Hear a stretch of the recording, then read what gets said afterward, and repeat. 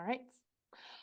Welcome everyone officially to our Please, Please, Please, Can We Talk About Voting training. We're going to talk about what it looks like to speak with friends, family, neighbors, and other folks with whom we may have loose ties about the act of voting. Another term is relational voter outreach. And if anyone got the Sabrina Carpenter reference from her very hip Please, Please, Please song, bonus credit in this training that is ungraded entirely. Next slide, please. I like to start here because I think is a fun reminder. Like someone mentioned, we like to keep hip with the youngins and meet people where they're at. No, I like this series of memes because I think it accurately reflects the different layers of engagement and that they are all valid. You can be cute and fluffy, you can be in your face, you can be mildly threatening, whatever your vibe might be, there's a home for you in the meme verse when it comes to this stuff. No. All right, we can go on. All right, relational voter outreach. That's the like wonky term for talking to friends and family about voting.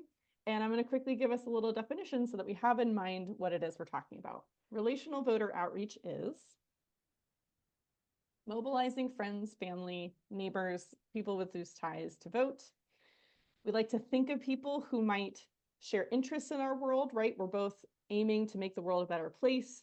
But you may or may not be sure that this is someone who is going to, in that shared interest, take the next step and start voting. So working backwards from those folks in our life as we think of who our universe is.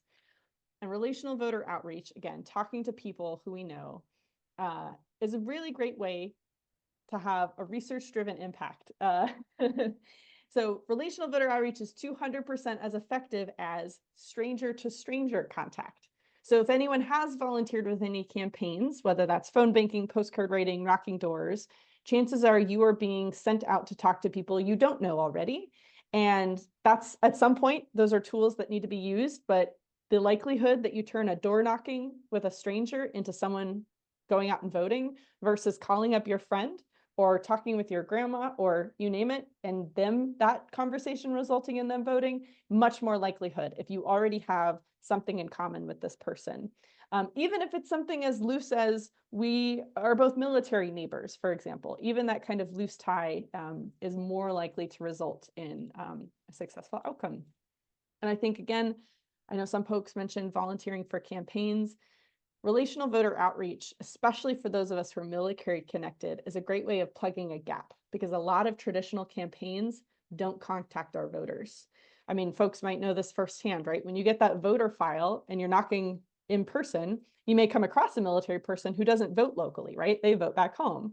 And the person who does vote in that district isn't there for the door to be knocked. And so when we, each of us, step up and try and expand voter relational outreach to folks in our networks, we're ultimately plugging a really important civic gap, which is pretty cool. And this is why that's so important. So as folks on this call already know, in 2020, there was a big gap when it came to voter participation rates between military and civilians, 27% difference in that voter participation.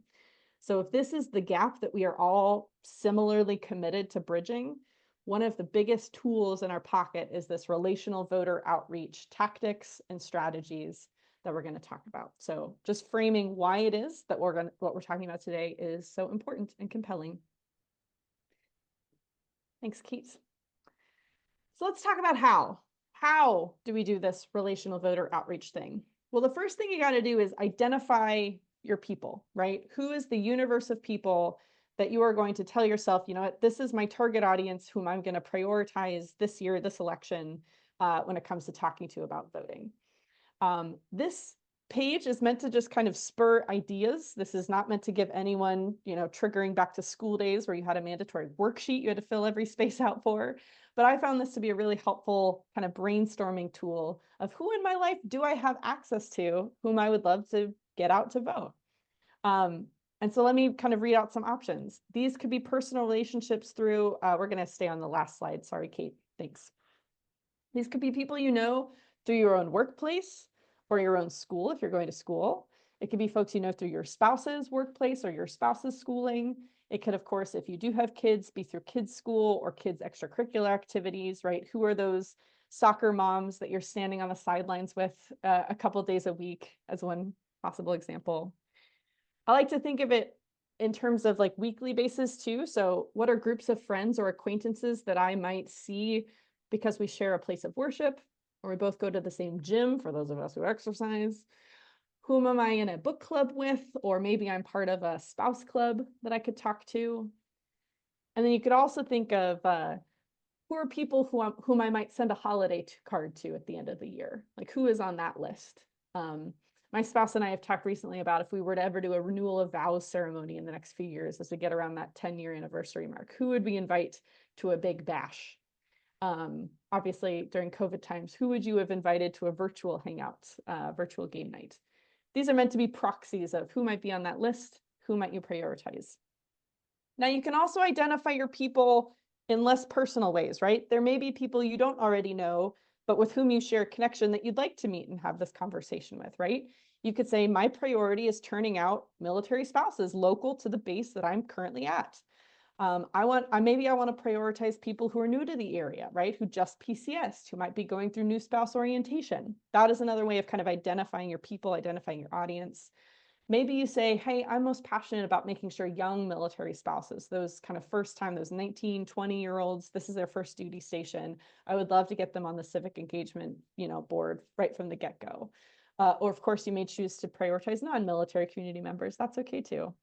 But yeah, I think pausing and reflecting on who are my people, who are the folks in my life I want to try this with is a great first step.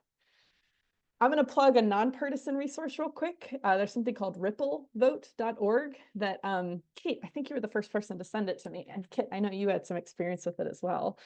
My understanding is it's an app that you can connect with that can sync with your phone contacts. And what it does is it kind of syncs your phone contacts, I think, with a voter registration file, and it allows you to kind of text that person to be like, hey, no reason why I would know this or not, but like, if you haven't voted yet, don't forget, right? Or it might even give where they're voted. Anyway, it's a great, like, easy tech fix if there's anyone on this call who's really trying to figure out how do I turn out folks, but it feels pretty work intensive. This is a nice little shortcut. And it's once you have, oh, go ahead, Kate.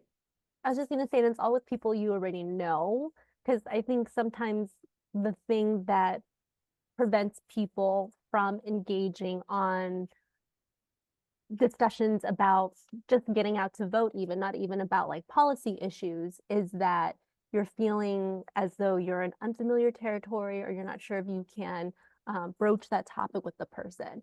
But if there's somebody that is already in your circle, there's already a familiarity, there's some sort of trust, then it's like a low bar to clear to say, hey, I was just wondering, do you have your plan set already to vote?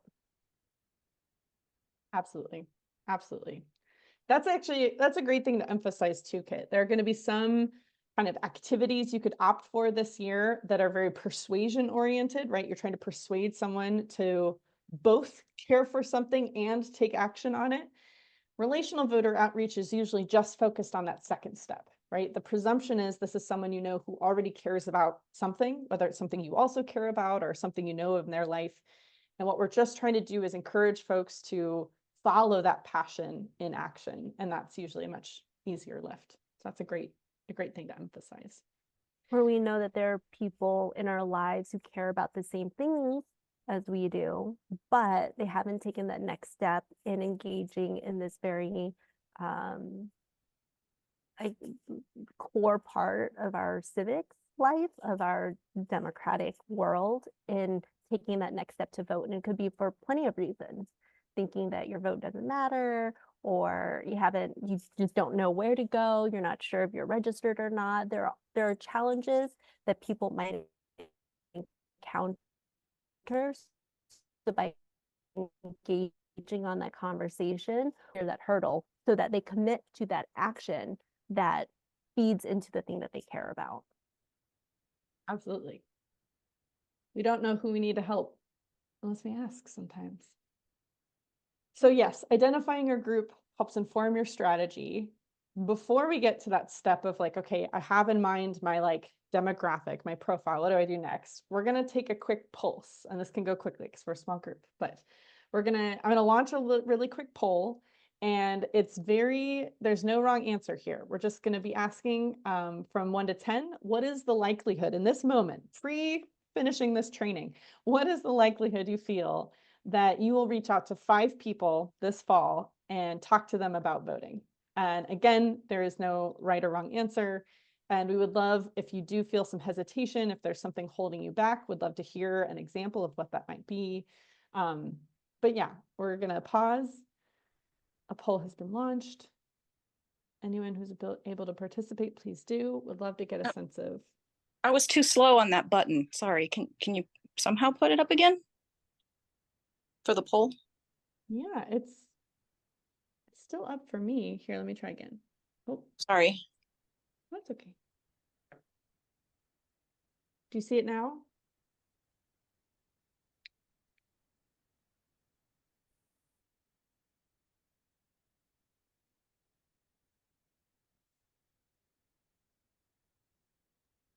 Yeah, I don't see it, but you know my answer, so there's that. Tell you what, anonymous person, if you'd like to put your answer in the chat, you're welcome to. Otherwise, don't worry about it. That's okay. Sorry. Oh, good.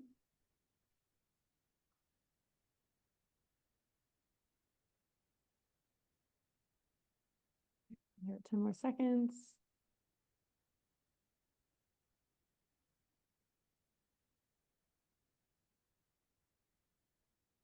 All right, end poll. All right, we're sitting, our average response rate. Wait, oh, I'm sorry. Yeah. 1 second. I didn't get it. I don't think I got a chance to, did I put it in? Oh, I'm the only one, probably. I don't think I hit submit. Okay, give me yeah, 1 I minute. relaunched it for anyone Okay. who didn't submit with confidence.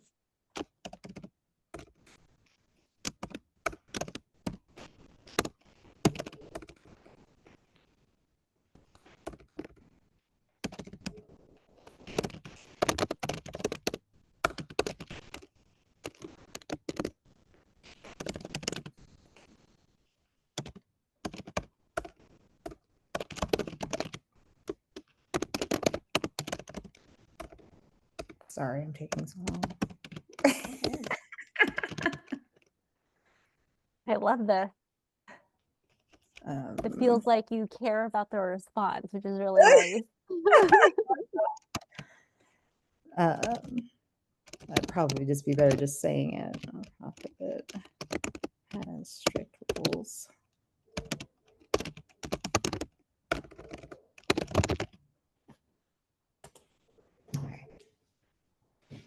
There we are. All right.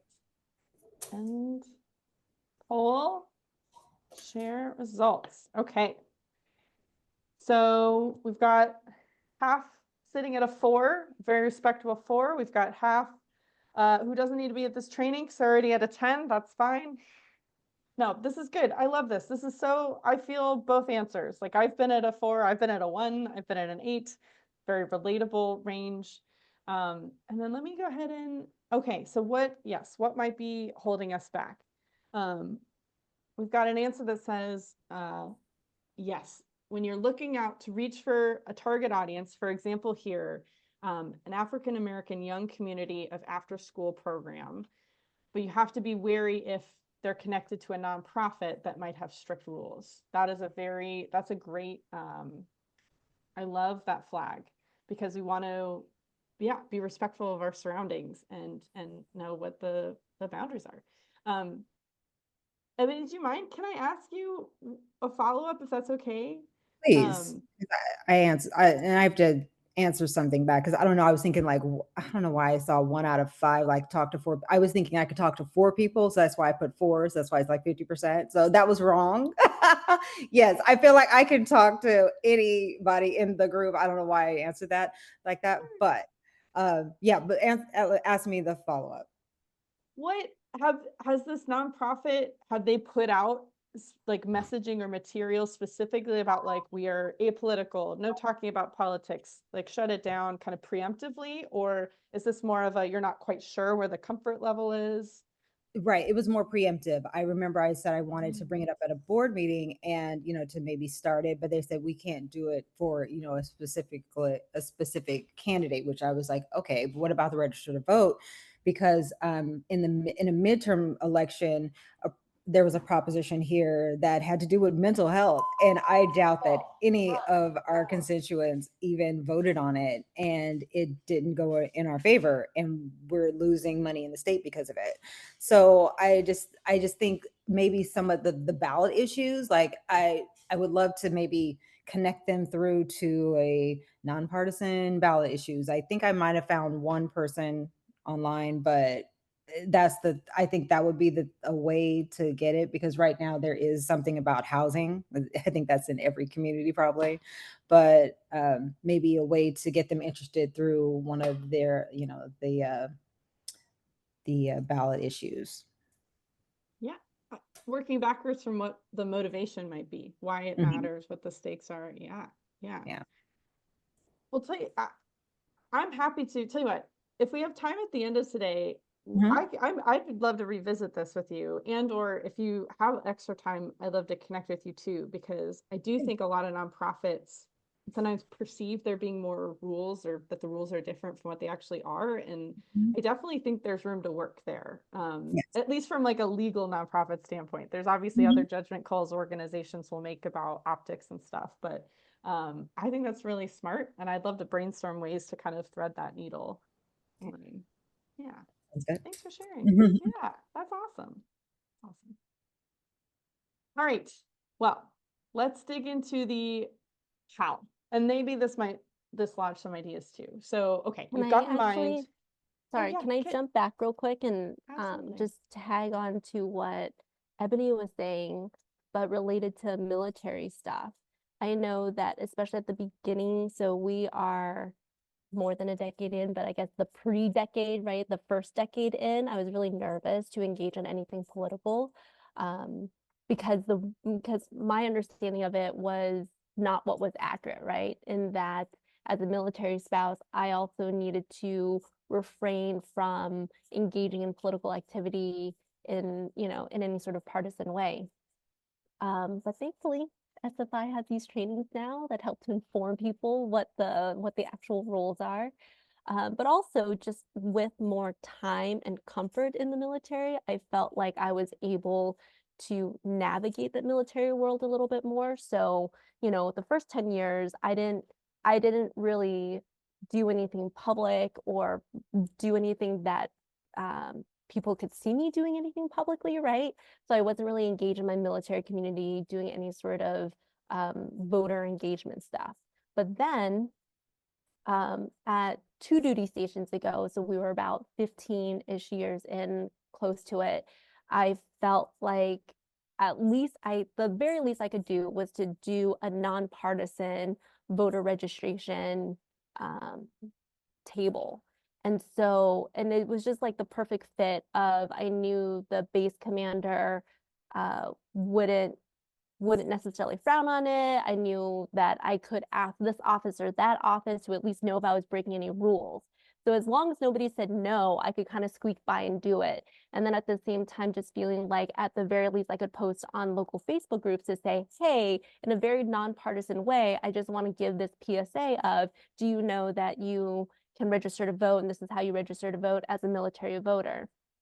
But there was a huge transition for me from feeling like I couldn't engage in it to then feeling comfort and more confidence in being able to navigate and actually do something as nonpartisan as saying, hey, we should all be able to vote if you want to vote, and encouraging people to do it or empowering people to go through the steps of actually registering and voting.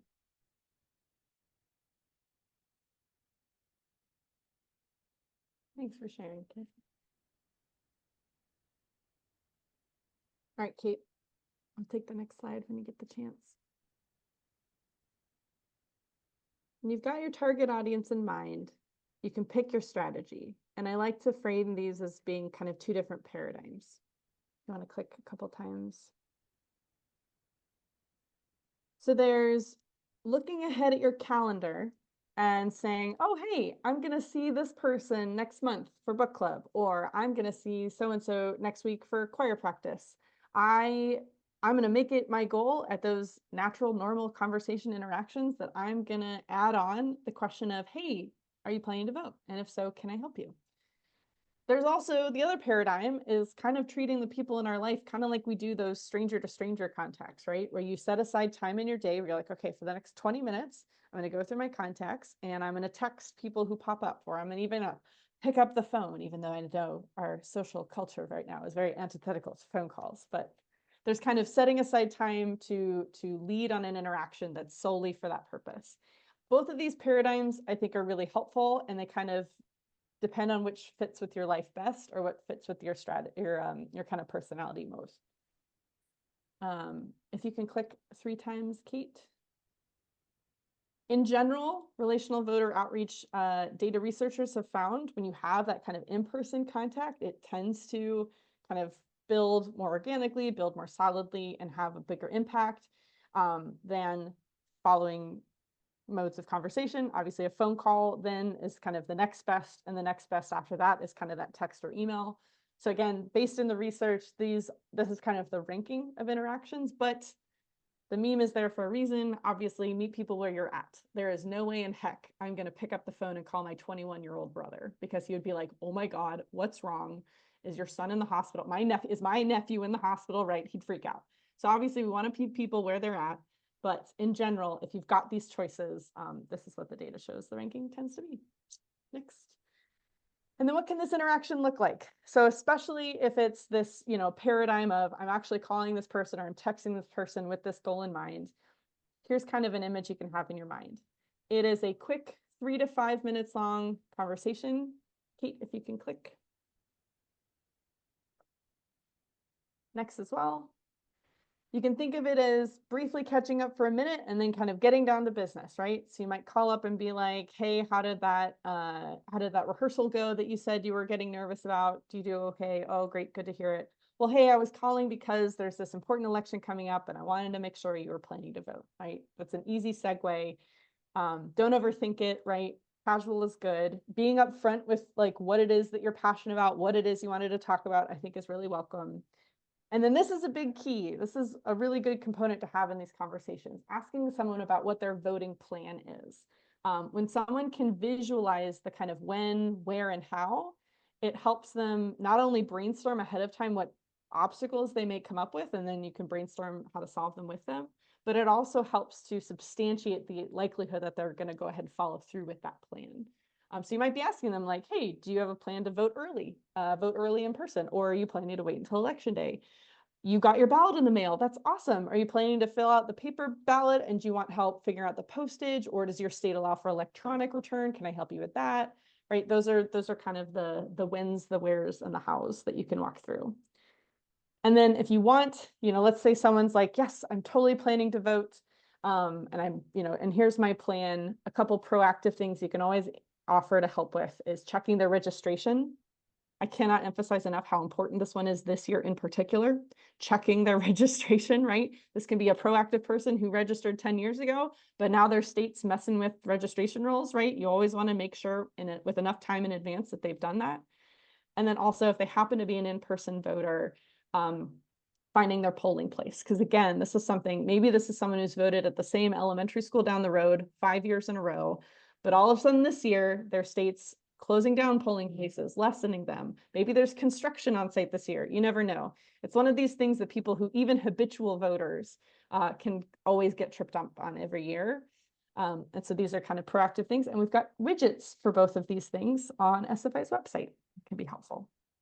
I'll Next also slide. add with the voting plan and the polling place to also check the voting times, because sometimes, because we don't have a national law that gives us all the day off from work on election day, sometimes it's about creating that plan of, am I gonna, get in line and vote at 6 a.m. when polls open so that I can get into work, or do I go into work and then leave at a certain time and make sure that I'm in line by a certain time before polls close. And every single location might have different hours and different rules as to when they cut off the line. So making sure that that person, if they're voting in person, also know, okay, I'm going to vote in person on this day at this location and at this time that I fitted in that day. And also maybe possibly having a plan B, because let's say they say, oh, I'm going to go vote during my lunchtime, but it's record turnout or something, and they're in line for an hour or something, then that can have an impact on things as well.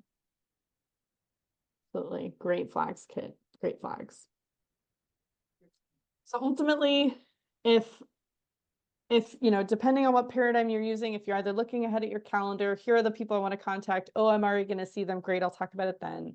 Or if you're saying, you know what, I'm going to spend an hour this Sunday making phone calls within my own personal network, right? I don't need a campaign to send me voter rolls. I got this. Again, both paradigms can be helpful. And this kind of worksheet right here is meant to be kind of a sample of a way that we found if people want to set aside time, you can keep yourself accountable. You can put a list of, here are the people I want to talk to, here's my relationship, and I'm going to treat this like I do a stranger to stranger phone bank. Doesn't feel awkward, maybe a little bit, but no one's going to see this except you, and it can just be a nice little tool. With that, I'm going to hand it over to Kit. Yes.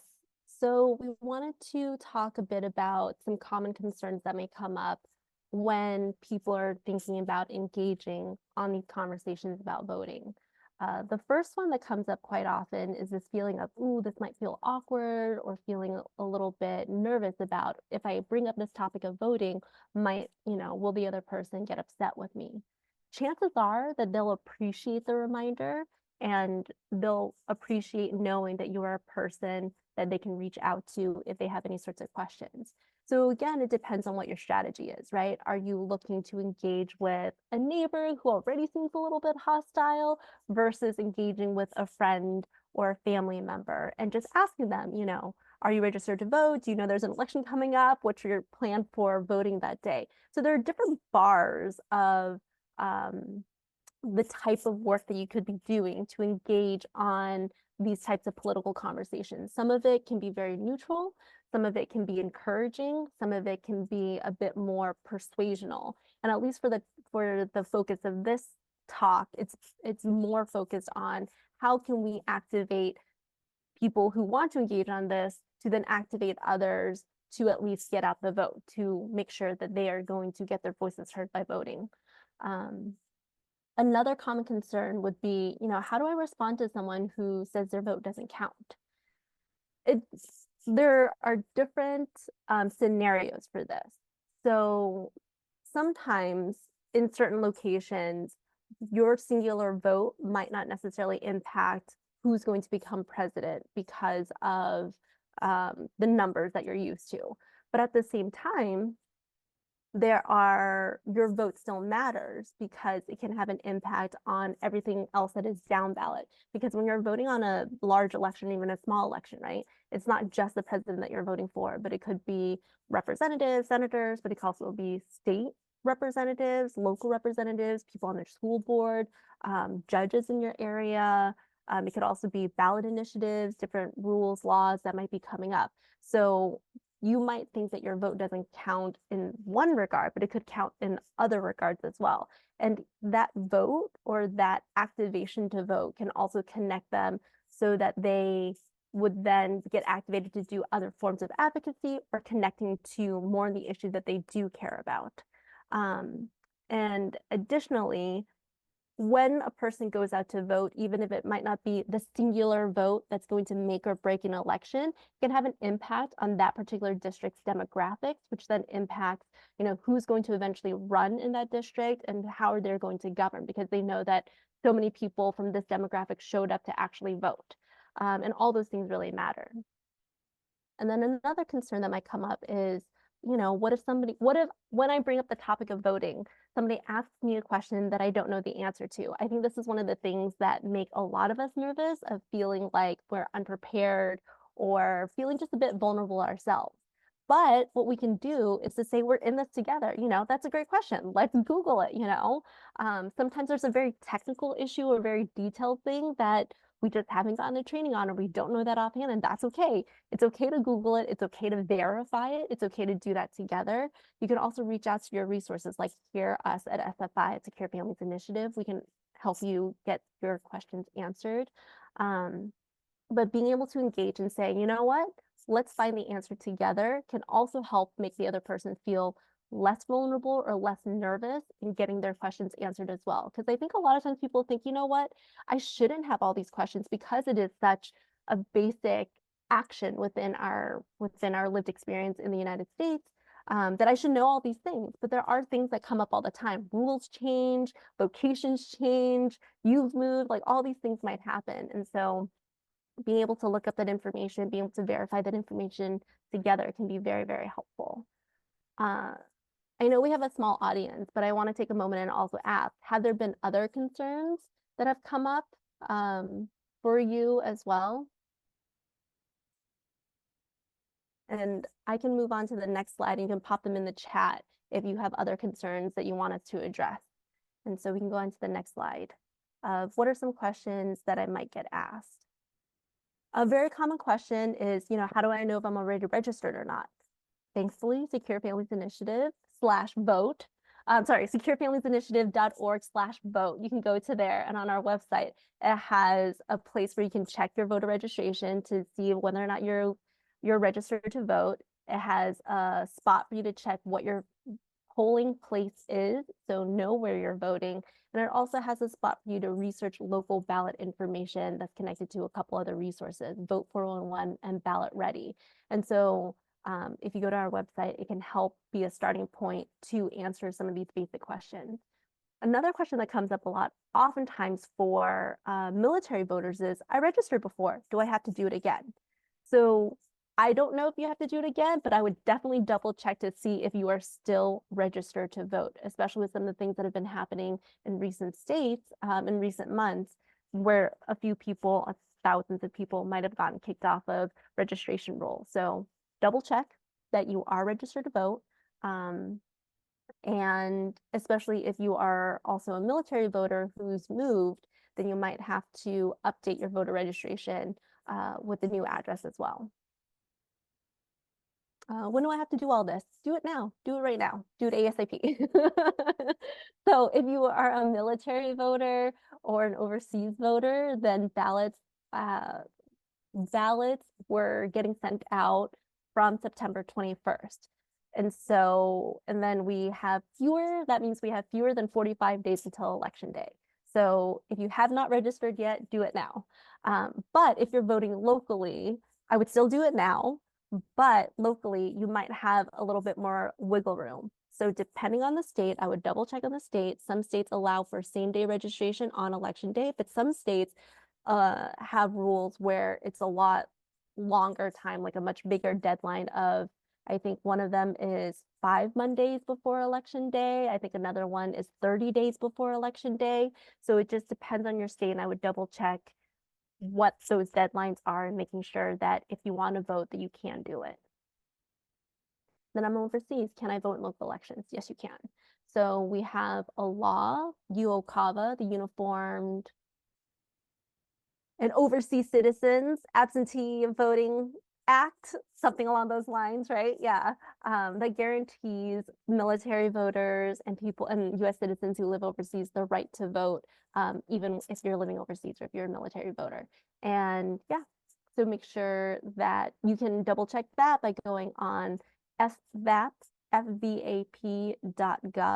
and filling in your federal postcard application if you still need to register to vote.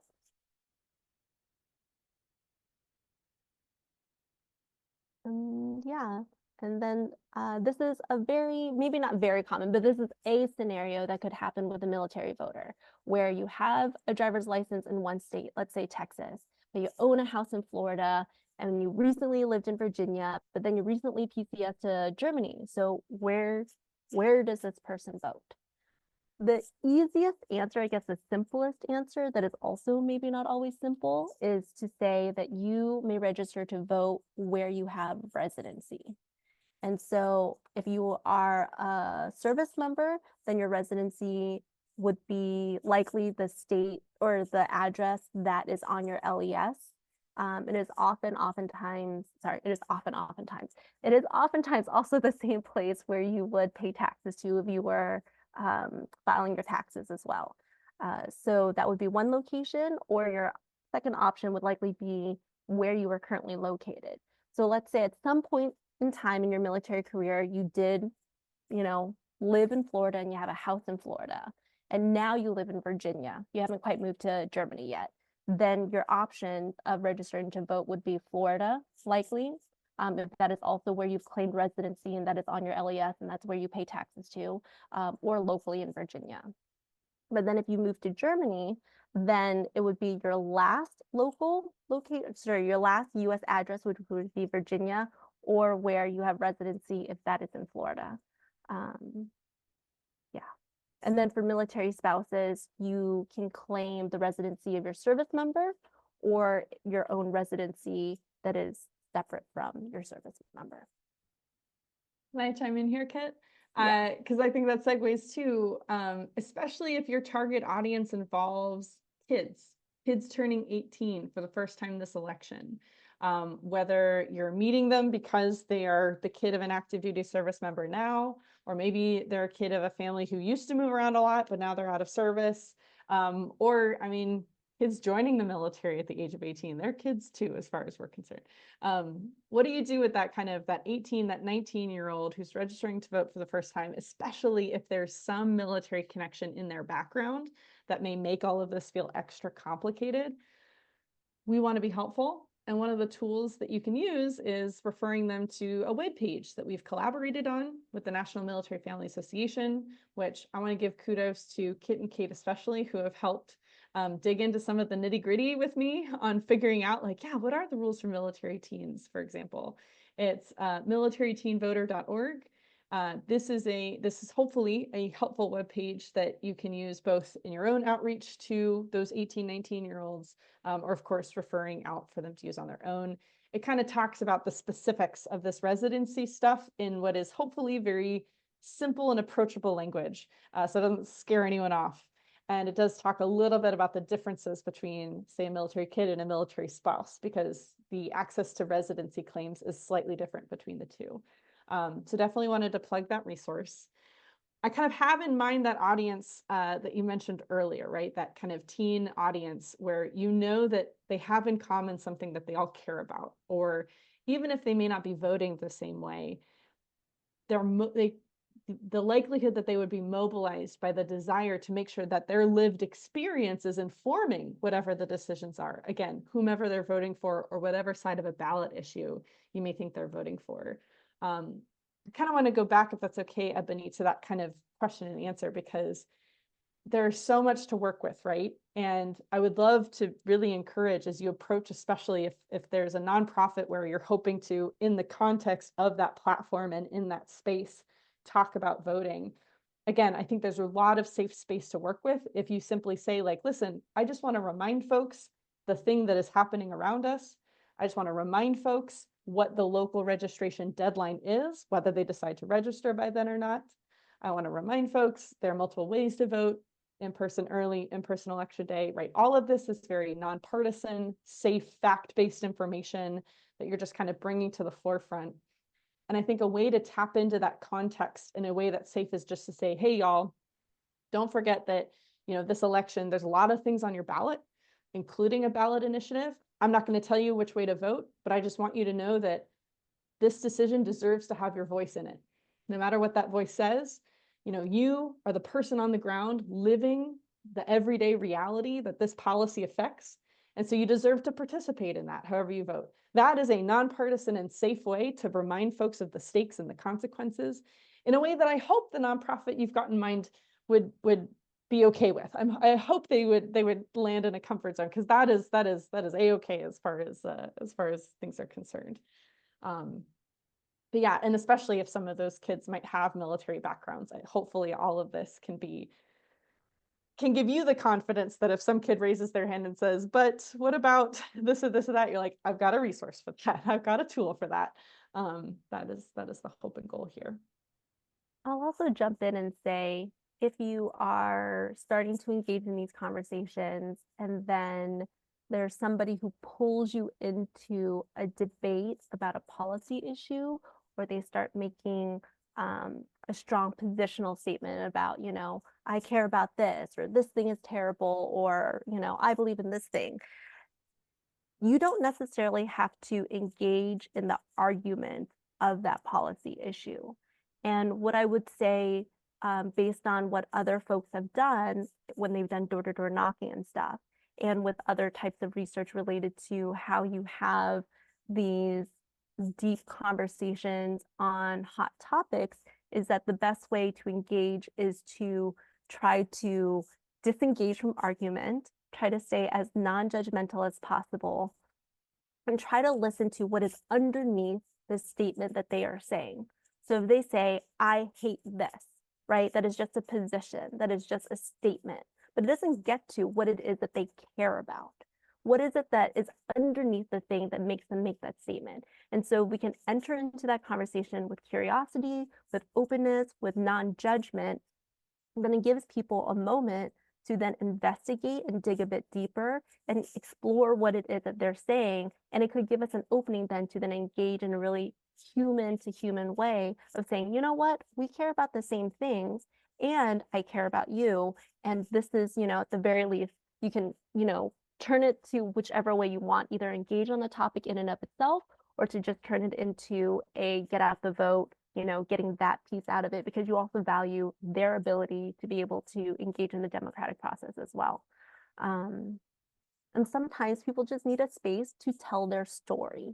And once, you know, you allow people that space to tell their story, then it can deflate their sense of hostility. So That is too true. Too true. Well, Kit and I have reached the end of the pre-prepared parts, and there might be some familiar faces on this slide.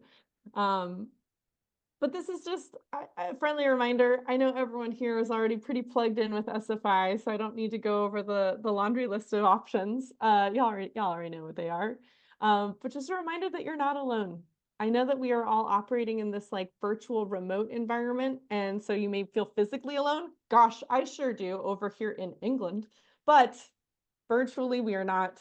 I love seeing when Kate posts updates from her hosted events. I've seen Kit post examples of activities. It just makes me feel like, aha, that person's doing that stuff over here. I'm going to do my stuff over here. And collectively, we are going to improve civic engagement across the board. And that's what our mission here is. So you're part of a vibrant shared community, and we've got your back, whatever that might need to look like.